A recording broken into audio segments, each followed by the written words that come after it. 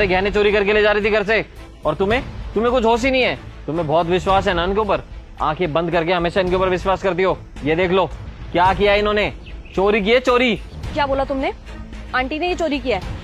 Aunty ने ये चोरी नहीं किया है, ये मैंने इनके लिए बनवाया था। इनकी बेटी की शादी है ना, तो उसके लिए मैंने सोचा था कि कुछ गहने बनवा दूं।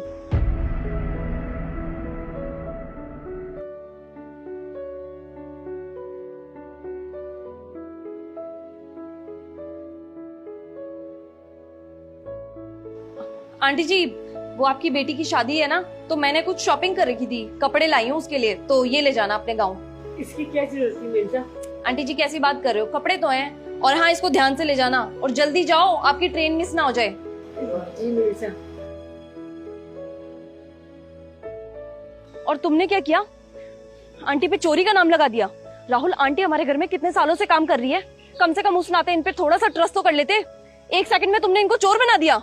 तुम्हारा दिमाग खराब है। आज से पहले कब आंटी ने कुछ पैसे इधर से उधर किया है या कुछ सामान इधर से उधर किया है जो तुमने इतना बड़ा नाम लगा दिया इनके ऊपर? और वैसे भी ये गहने कभी मैंने अपने लिए बनवाए ही नहीं, इनकी बेटी के लिए बनवाए थे। कम से कम 4 साल पहले बोल चुकी हैं अपनी बेटी की शादी के लिए। तुम्हें तो ध्यान होगा नहीं।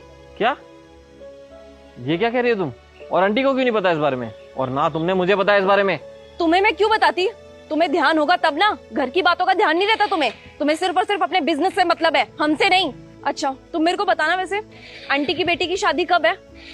नहीं पता ना, क्योंकि तुम्हें इन चीजों से मतलब ही नहीं है। और ना तुम्हें ये पता होगा शादी में क्या क्या दिया जाता है और क्या क्या नहीं दिया जाता।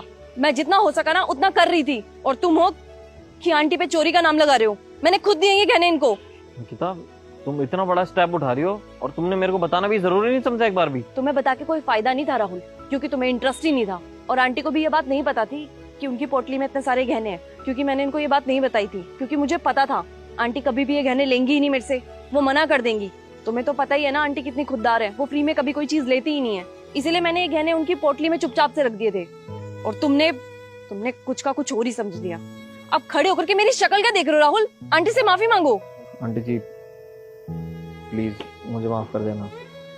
क्या है ना, मैं बहुत कुछ बोल के आपको जाने अनजाने में चोरी का इल्जाम लगा दिया आपके ऊपर।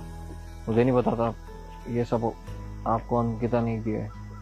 आप इतने सालों से हमारे घर पे काम करते हो, हमें थोड़ा तो विश्वास करना ही चाहिए था ना। आप हमें फैमिली का हिस्सा मानते हो, आपने बचपन से मुझे पाला है, और मैं आप पे शक करने लग गया था। हो सके तो मुझे माफ कर देना प्लीज। कोई बात नहीं साहब, आप तो मेरे बच्चे जैसे हैं। मैंने आपको माफ किया, और मैम साहब आपने ये सब बनवाया,